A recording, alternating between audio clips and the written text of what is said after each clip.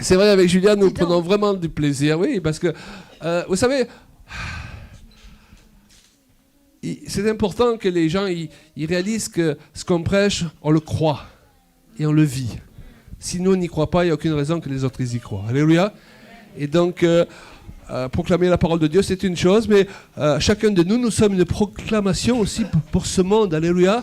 Et pas que seulement lorsque nous sommes sur l'estrade, lorsque nous sommes dans le métro, lorsque nous sommes sur notre lieu de travail. Et c'est ce que j'appelle réussir sa destinée. Et avec Julien, on aime bien parler sur ces 3 thèmes. La destinée, l'identité et la diversité. Dans Éphésiens 2:10 nous dit que Dieu a préparé pour chacun de nous, pas seulement pour ceux qui ont un appel de pasteur, pas seulement pour ceux qui sont appelés à tenir des micros, Dieu a préparé pour chacun de nous des œuvres d'avance dans lesquelles il nous appelle à entrer. Amen. Ça signifie que nous avons tous une destinée. Ça va mon frère? Et Dieu ne fait pas de favoritisme. Alléluia. Il n'aime pas plus ceux qui sont sur une estrade que ceux qui n'y sont pas. Simplement, ce sont des places différentes. Ce qui est important dans la vie, ce n'est pas d'essayer d'être l'autre, c'est de comprendre quel est notre appel à nous. Et nous sommes appelés à être le meilleur nous-mêmes. Vous ne serez jamais un meilleur Claude Payan que moi. Ça suffit, et c'est déjà du travail. Amen. Dans les psaumes, il est dit, quand je n'étais qu'une masse informe, tes yeux me voyaient, et sur ton livre étaient tous inscrits les jours qui m'étaient destinés. Donc il y a des jours qui nous sont destinés, alléluia. Il y a une destinée que nous avons chacun. Maintenant, ça ne signifie pas que tous les jours que nous vivons sont les jours que Dieu nous avait destinés. Est-ce que vous comprenez? Parce que si Dieu a une destinée pour nous, le diable aussi, il a une destinée pour nous.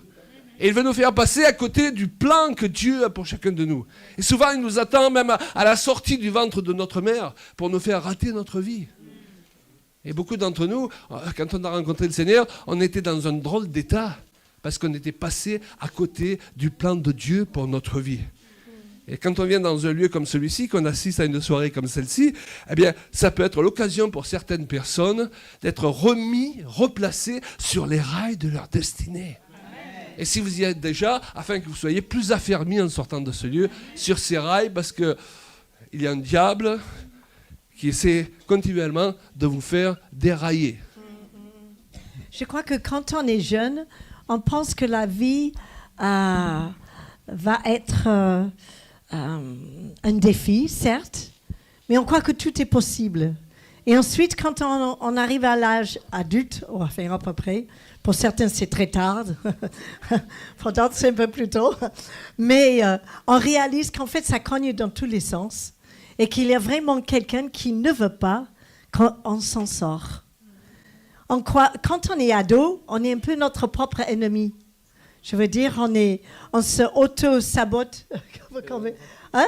Je veux dire, on essaie de faire des choses, ensuite on les fait à travers, on croit, ensuite on est désespéré, ensuite on est très content. C'est une masse informe et vide en fait. Hein? Et quand on arrive à trouver un rythme dans la vie, le Seigneur, il veut qu'on puisse avoir une vie longue et pleine. C'est pas sa volonté qu'on parte trop tôt. C'est pas sa volonté que nos enfants y peinent plus que le normal. C'est normal qu'il y a l'adversité. Sinon, on n'apprend pas notre propre valeur parce qu'on n'est jamais confronté avec des problèmes à résoudre. On a besoin de ça. Mais je crois qu'on est dans une société aujourd'hui où c'est vraiment très difficile pour des jeunes gens de trouver le chemin de leur vie.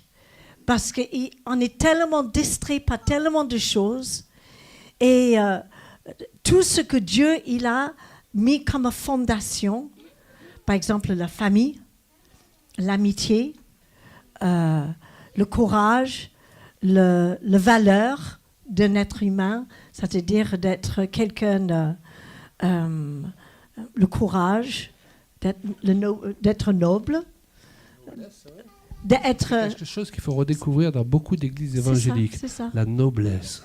D'être quelqu'un qui a des convictions, qui sera prêt à donner sa vie pour les autres. On est dans une société très égoïste, très susceptible. On ne peut plus rien dire aujourd'hui, hein, vous avez remarqué.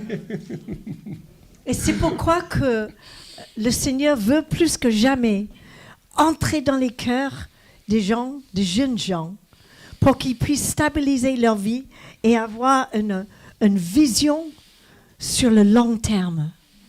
Parce que même quand on achète une voiture, c'est pour peu de temps, hein, on verra. Si ça ne me plaît pas, après, je le revends. Hein. Et c'est un peu pareil pour les couples. Ils ont un peu cette même attitude. Mais l'alliance que Dieu va avoir avec nous, c'est une alliance éternelle.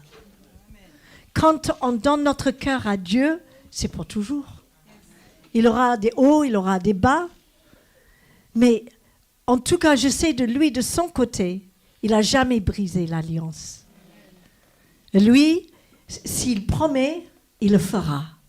Alléluia. Ça ne va pas dire qu'il va avoir des obstacles, mais Dieu, il est fidèle. Je peux vous le dire parce que ça fait déjà presque 47, 48 ans que je suis convertie et je n'ai jamais vu Dieu me lâcher. Il y a eu des fois où j'ai été dans la faiblesse, où j'étais dans la rébellion même. Mais Dieu, il est avec patience et constance. Il est toujours là. Il est toujours près de moi. Il est près de mon mari, il est près de nos 4 enfants, nos 6 petits, bientôt 7 petits-enfants. Mais on a besoin de chercher Dieu, pas comme ce monde cherche Dieu. On a besoin de sortir de la système pour frayer un autre chemin. Parce que si on essaie de faire comme les manières du monde, eh bien, on ne trouvera que des réponses du monde. Elles sont éphémères et pas constantes. Mais Dieu, il a cette capacité de prendre n'importe qui, même moi, vous vous rendez compte? Même vous. Hein? Je ne sais pas comment il a fait, même Yves. mais j'étais pas en bon état quand il est venu me chercher. Et pourtant, aujourd'hui, je suis enracinée et fondée dans l'amour de Dieu. Je suis inébranlable. Irracinable. Indéracinable. Merci. C'est pourquoi je l'amène. Tu vois? Je suis son scribe, son traducteur. J'ai plusieurs options. Et parce que mes racines sont fondées et enracinées, eh bien, le vent peut souffler, je peux être un peu malmenée, c'est le mot, mais je ne bouge pas. Alléluia. Je suis comme cet arbre planté près des eaux paisibles. Et vous savez que mes racines, eh bien, la source dans laquelle je puise ma vie, c'est qui vient de Dieu. Ouais, parfois, il pleut, ça fait du bien. Mais ma source, elle est cachée. Il est sous terre. Il est là où personne ne le voit. Et qui fait une sorte que mes racines sont encore plus grandes que ce qu'on voit de l'extérieur. Ça, c'est de solide. Et je suis certaine que plusieurs ici, vous vous sentez parfois comme cet arbre.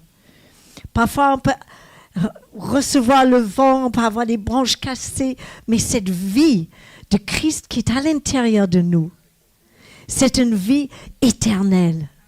Et j'ai décidé un jour, parce que je suis quelqu'un assez joyeux, d'habitude, mais ça m'arrive de pleurer, hein.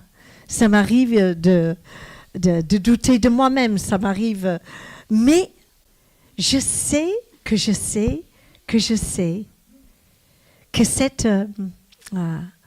cette vie de la résurrection de Christ qui est venue à l'intérieur de moi sera là pour l'éternité. Et un jour, j'ai décidé, je refuse désormais, je ne laisserai plus personne ni rien enlever la joie de vivre. Parce que la vie, c'est un cadeau. Il y a quelques années, j'ai eu un cancer. J'ai failli passer. Je connais ce chemin de l'ombre de la mort. Je l'ai observé de près. C'est pas très beau, hein?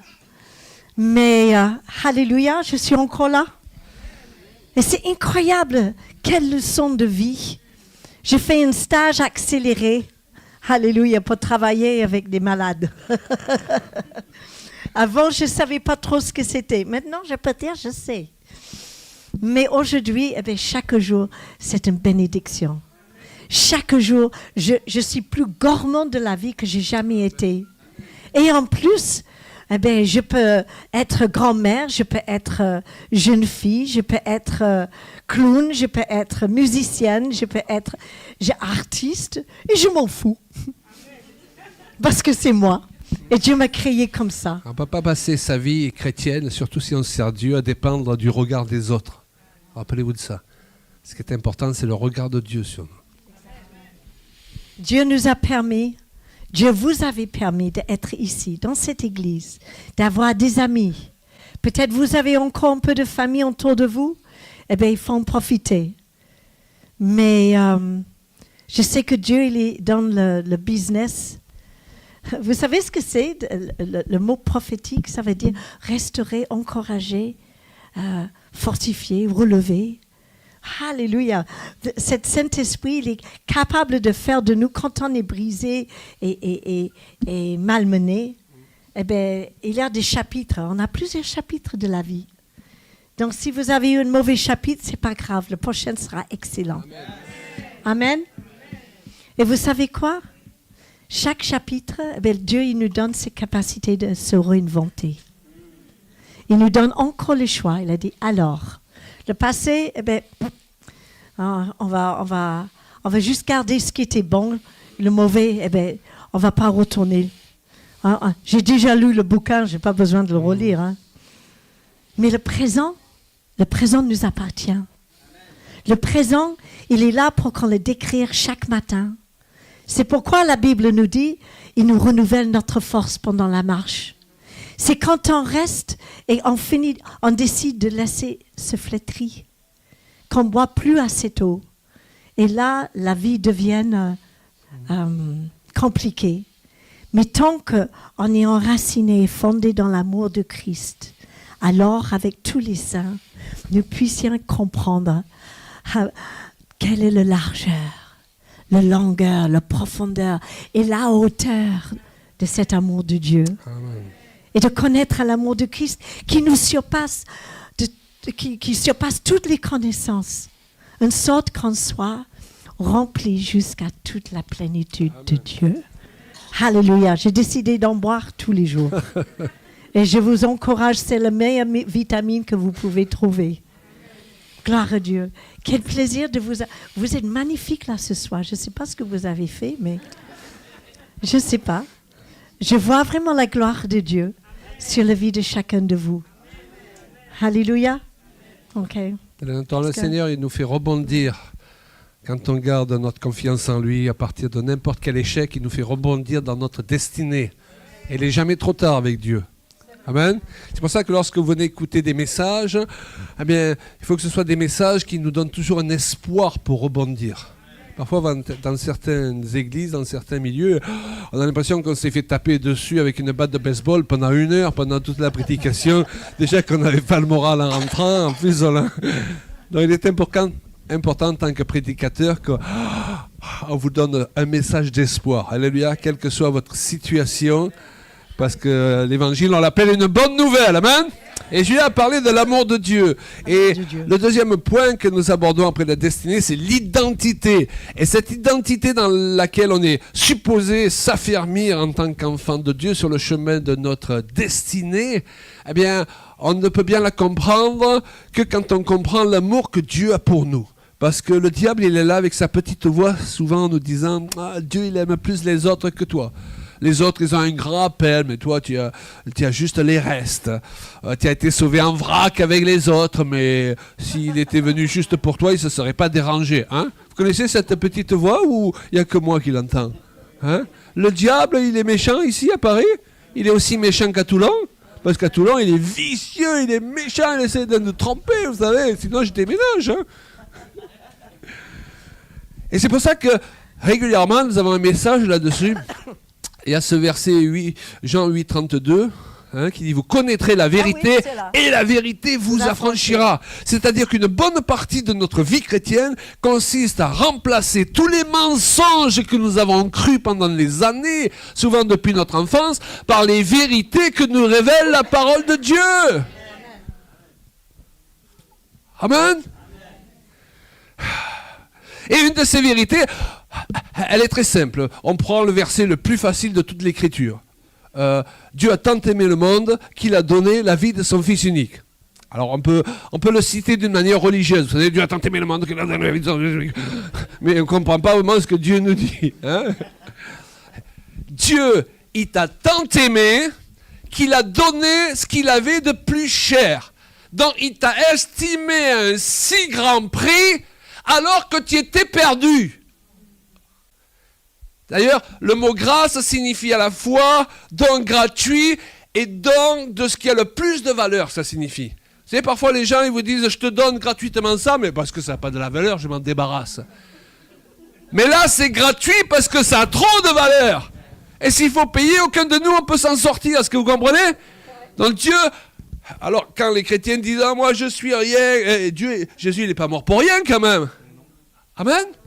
Et Dieu t'a estimé un si grand prix, alors que tu étais perdu, qu'il a donné la vie de son Fils unique.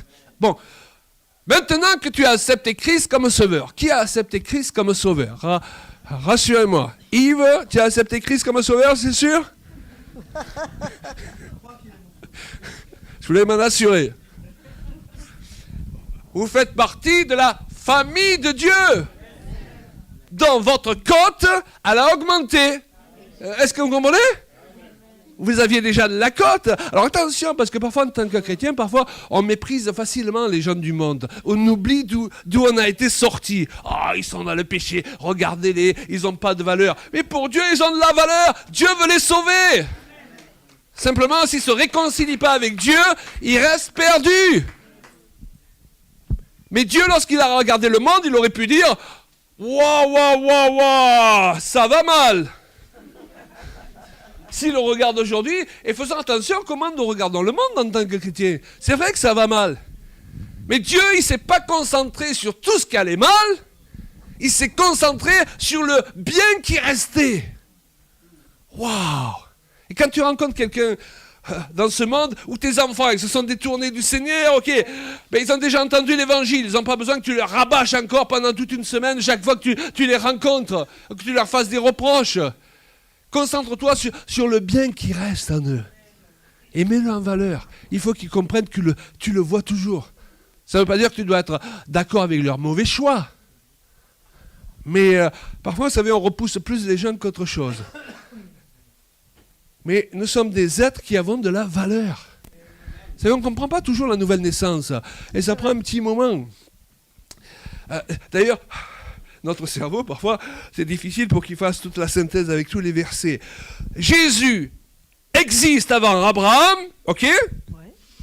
Mais il est le premier-né d'une nouvelle création. Ça fait bizarre. C'est-à-dire que Dieu qui est hors du temps, eh ben, Jésus, il existe de toute éternité. Mais à un moment donné, Dieu voulait racheter les hommes perdus que nous étions. Et comme il ne pouvait pas nous recréer en Adam, parce que l'esprit d'Adam était mort, il a envoyé son Fils unique, alors par un processus qu'on ne comprendra en détail que quand on sera au ciel. N'essayez pas trop de vous tripoter les méninges, là. Il y a des gens qui veulent tout comprendre. Il y a des choses, la Bible dit, on connaîtra comme on a été connu, là, ok? Il y aura un jour où on ne comprendra pas tout. Et c'est pour ça qu'il faut marcher par la foi. Et Christ est devenu le premier-né d'une nouvelle race. Ça n'a rien à voir avec la couleur. Une nouvelle catégorie de personnes. Supérieure à qui était Adam. Qui était pourtant déjà créé, on peut le dire, à l'image de Dieu. Pas à l'image parfaite de Dieu. Et là, il y a un enseignement merveilleux. Quand Dieu y rattrape le coup, quand tu as divorcé, quand tu as connu l'échec, quand tu as connu le rejet, c'est pas pour te placer à une place inférieure à celle que tu as perdue. C'est comme ça que je conçois Dieu. C'est pour te propulser dans une place supérieure à celle qui a été perdue. Vous savez, l'homme, Il a été placé, on l'a chanté tout à l'heure, tu l'as couronné de gloire et de magnificence. Il a été placé dans le jardin, couronné de gloire et de magnificence. La chute est intervenue, donc il était placé au-dessus des animaux, au-dessus des anges, et d'un coup il se retrouve au-dessous. Aujourd'hui, un homme qui rencontre un lion, il n'a plus trop l'autorité dessus. À moins qu'il soit un chrétien qui connaît son autorité. Hein, vous comprenez? Si c'est un lion chrétien, il dit « Merci Seigneur pour ce repas ».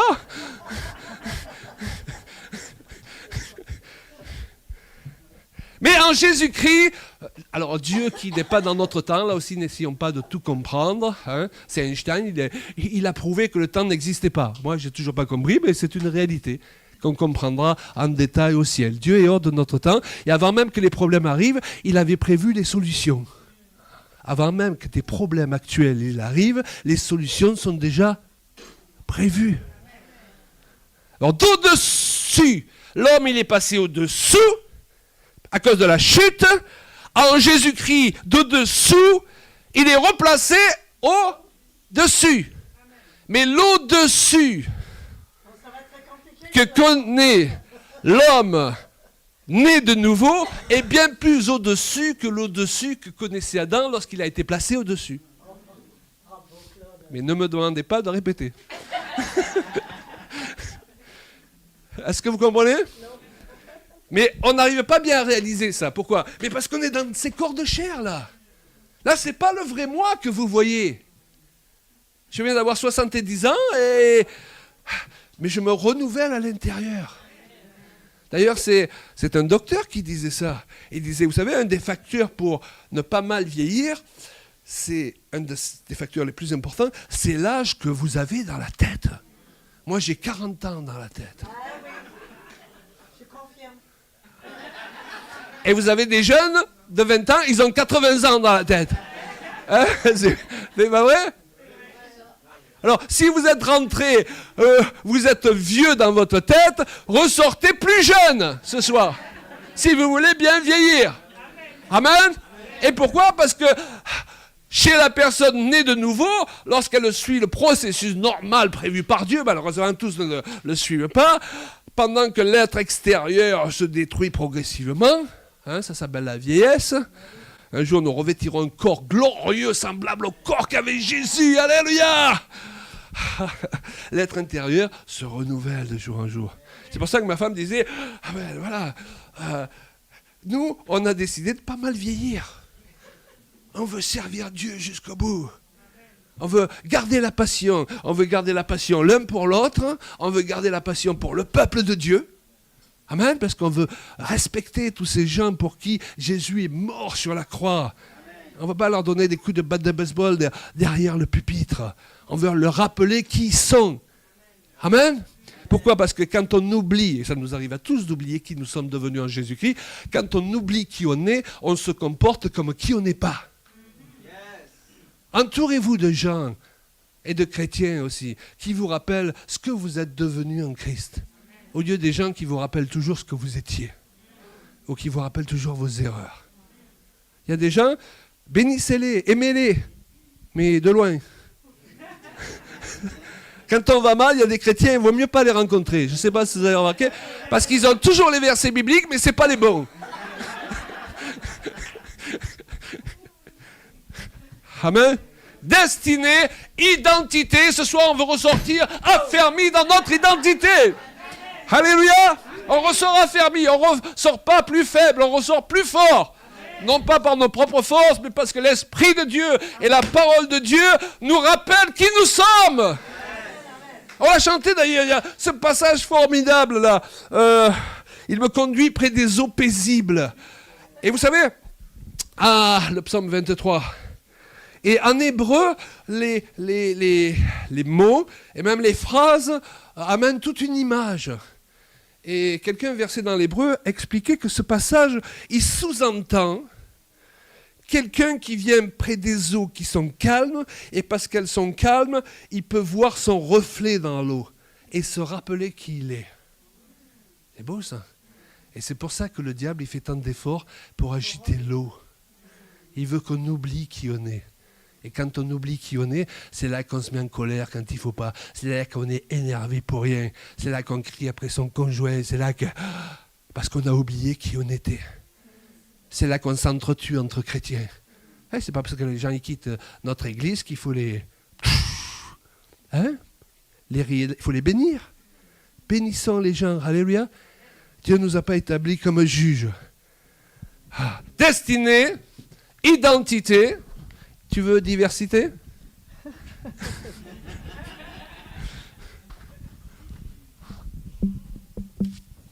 Dieu nous a donné tous quelque chose quand on est né. On est tous différents. OK? Il nous a donné... Mon mari, parfois, il dit...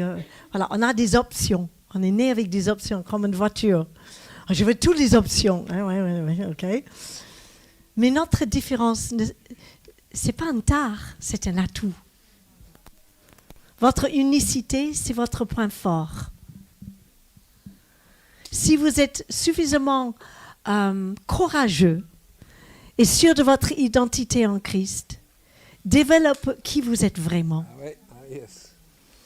C'est bien d'avoir des modèles, c'est bien d'avoir des serviteurs de Dieu, des femmes de Dieu, des hommes de Dieu qui nous a précédés, qui nous a donné un exemple extraordinaire.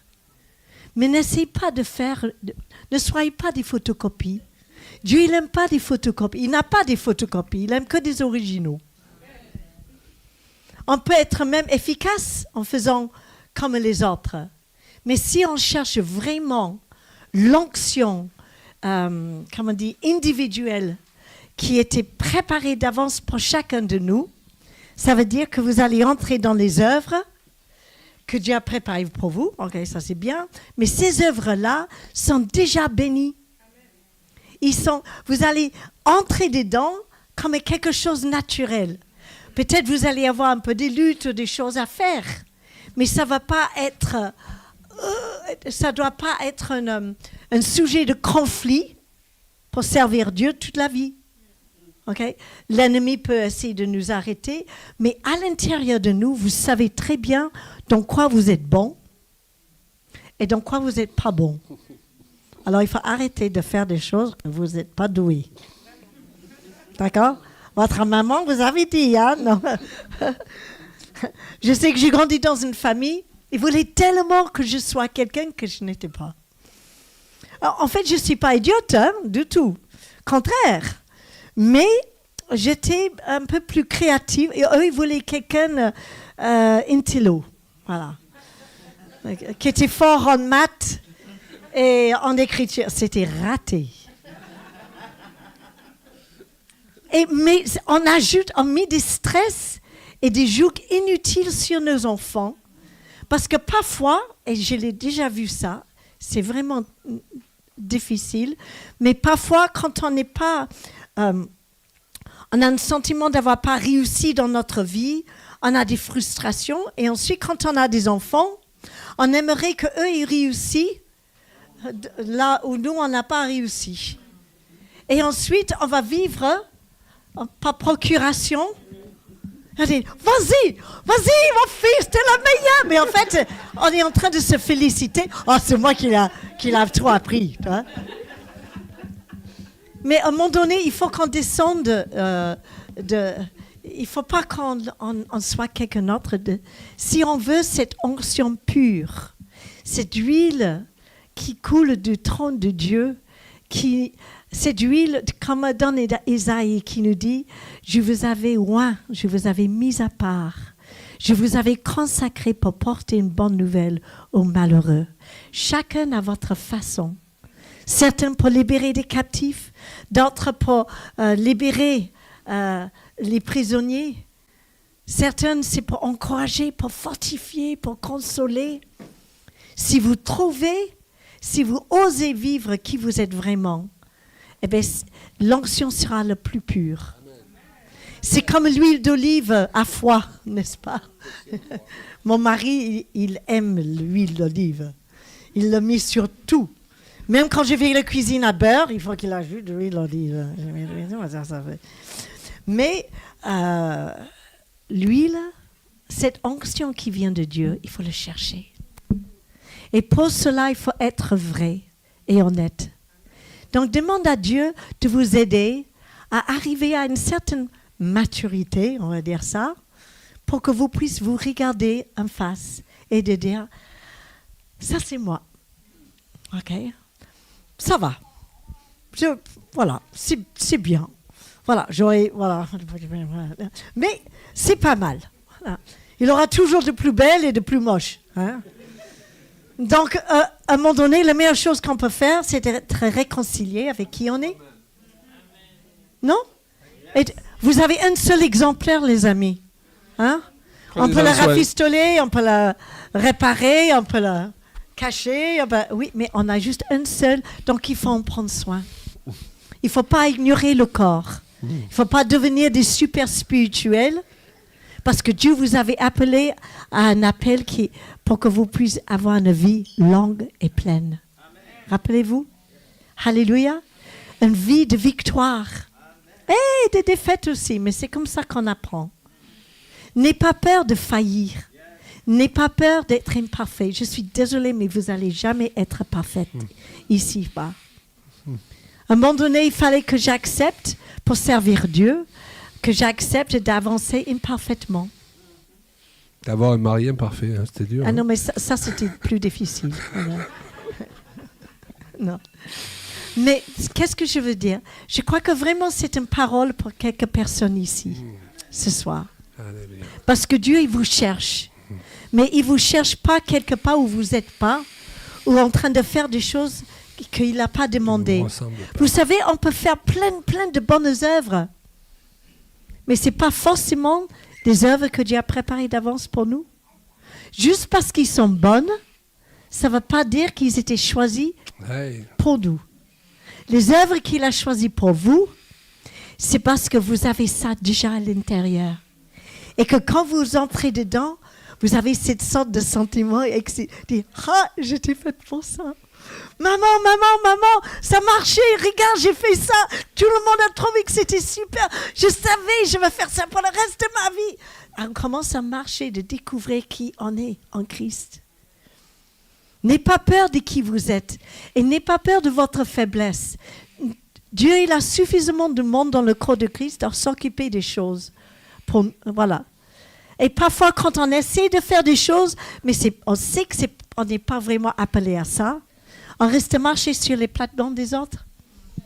Et on va être même à la place qu'en fait, il faut qu'on se dégage pour que cette place soit disponible. Et la vraie personne, la bonne personne, peut assumer leur place. C'est pas merveilleux de travailler en communauté? C'est un sacré apprentissage. C'est pourquoi que Dieu nous a appelés de vivre en communauté, les uns avec les autres, pour que justement, on peut prendre le plaisir de réussir ensemble. Amen. On peut tous avoir des victoires, mais ce monde, nous entraîne, nous apprend qu'on a besoin de personne et que si on va réussir, compte sur personne, travailler avec personne, surtout ne tolère pas les défauts des autres, fais votre truc et basta. Basta, c'est de l'hébreu. Hein? Ouais. Mais Dieu, il dit, mais non, c'est pas comme ça. J'ai choisi ces 5 amis pour faire un projet à l'église. Et si chacun prend leur place, ça ne va pas être trop lourd, le fardeau ne sera pas trop lourd pour aucun. Mais chacun va s'épanouir parce que vous êtes là pour faire valoir les capacités et les talents de chacun. C'est pas beau ça? Yes. Où dans le monde on trouve ça encore? Ça se peut, mais c'est moins courant. Mais vous êtes là pour aider la personne qui arrive, qui accepte le Seigneur, qui est encore un peu cassé, qui est brisé dans leur identité ou qui est accablé par la culpabilité d'avoir pas réussi, d'avoir pas fait ci. Et vous êtes là, vous êtes doué à ça. Mais justement, j'ai besoin de quelqu'un pour m'aider dans ce domaine-là. Et ensemble, la victoire collective, c'est aussi fort que l'onction collective. Alléluia. Et quand l'Église arrive à avancer ensemble avec les plus forts, les plus faibles, mais même les plus faibles, ils ont des talents que vous n'en avez pas.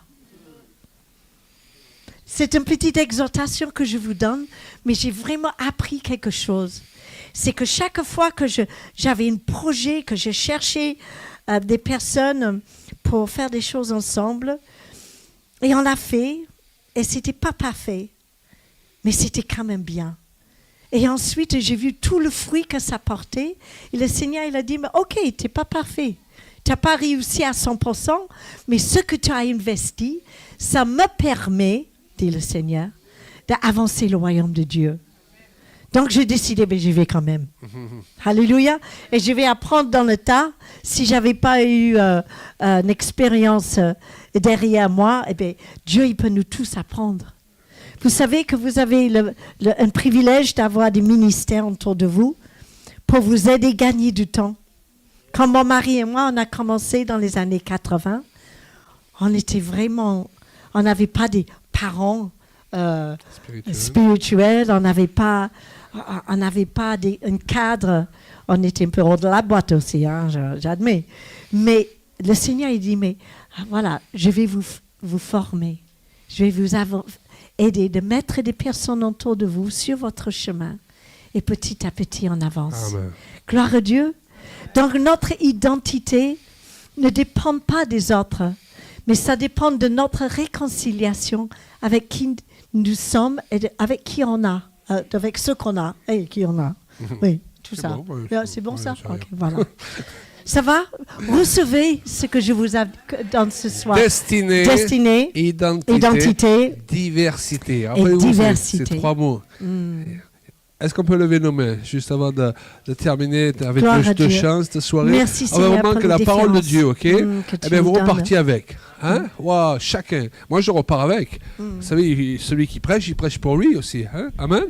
On prêche pour vous, mais on prêche nos propres réflexions pour gérer notre propre vie. Il n'y a rien de mieux qu'un message qui marche pour nous. Parce que s'il marche pour nous, on a le droit de l'annoncer aux autres. Il y a tellement de gens qui prêchent ce qu'ils ne vivent pas. Hein? Alléluia. Alléluia. Recevez, Seigneur, dans le nom précieux de Jésus, nous recevons la parole. Nous ne laissons pas tomber à terre. Nous repartons avec et nous croyons qu'elle va produire son fruit. Que cette semaine, nous allons voir des actes puissants de l'Esprit, simplement qui ne vont pas confirmer le grand ministère de Claude et Julien. Non, ils vont confirmer la parole. Dieu, il confirme la parole, ok? Merci, Seigneur. Je n'ai pas besoin de prier que tu confirmes ta parole. Tu dis que déjà dans la Bible, tu confirmes ta parole. Je te remets simplement tous ces gens qui ont besoin de voir ta main à l'œuvre. Et peut-être il y a des gens qui sont venus ce soir, ils ont fait un effort particulier pour venir. Peut-être ils ont été coincés dans le trafic, mais ils sont venus quand même. Et je sais que tu honores ceux qui t'honorent. Ceux qui sont venus t'honorer ce soir, ben, ils peuvent avoir l'assurance que tu vas les honorer. Je ne sais pas comment, mais toi, tu connais leurs besoins, tu connais leur cœur. Seigneur, tu honores ceux qui t'honorent. Et ils sont venus aussi honorer les serviteurs que nous sommes. Ils sont venus participer avec nous à notre ministère pour élever ton nom. Oui, tout ce qu'on a fait, c'est imparfait. Mais du haut du ciel, toi, tu le vois parfait. Alléluia. Et nous sommes heureux de ce que ce soir, ensemble, nous avons fait monter des louanges. Nous avons proclamé des vérités. Et ces vérités, c'est toi qui les fais s'accomplir. Toute arme forgée contre nous sera sans effet. Au nom de Jésus-Christ, que les plans de Satan qui ont été échafaudés dans certaines familles, dans certaines vies, soient réduits à néant par la puissance de ton esprit.